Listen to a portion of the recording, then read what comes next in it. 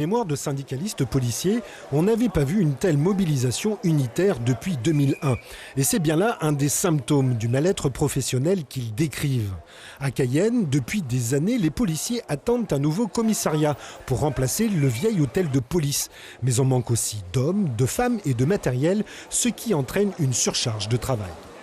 La surcharge de travail est énorme, elle est supérieure à n'importe quel endroit de France.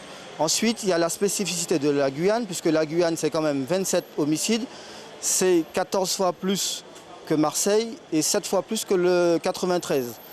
Quand on ramène ça au nombre de population, ça voudrait dire que s'il y avait la même chose en métropole, dans n'importe quel département, il n'y aurait plus un gouvernement en place. Un gouvernement qui, face au mécontentement et aux 23 millions d'heures supplémentaires non payées, cherche aujourd'hui quelques 300 millions d'euros pour régler cette dette. Mais ce qui inquiète encore plus les gardiens de l'ordre public, c'est la perte de leur statut particulier. Dans le cadre de la réforme des retraites, pour l'outre-mer, ce serait même double peine. C'est 10 ans sur nos retraites que nous perdons et ainsi une perte d'indexation également sur nos retraites. Je donne un exemple très simple. Un brigadier major qui prend sa retraite à 2 500 €, avec cette réforme, il prendrait sa retraite à 1 900 € et il aurait 10 ans de plus. Déconsidérés, mal payés, sous-équipés et en sous-effectif, les fonctionnaires de police ont le blues. Si les suicides sont médiatisés, d'autres tabous tombent aujourd'hui et les syndicats parlent d'un mal-être qui s'exprime aussi par de nombreux divorces ou séparations et une augmentation des addictions, notamment l'alcool. C'est des problèmes qu'on prend très au sérieux, puisqu'ils peuvent avoir pour conséquence le suicide, mais même sans aller au suicide, ils demeurent intrinsèquement des problèmes.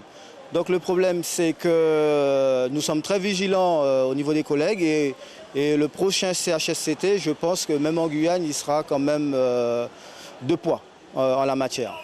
Autre illustration de l'ampleur du malaise, la mobilisation de fonctionnaires venus de l'Ouest, des agents de la police aux frontières avec leurs spécificités.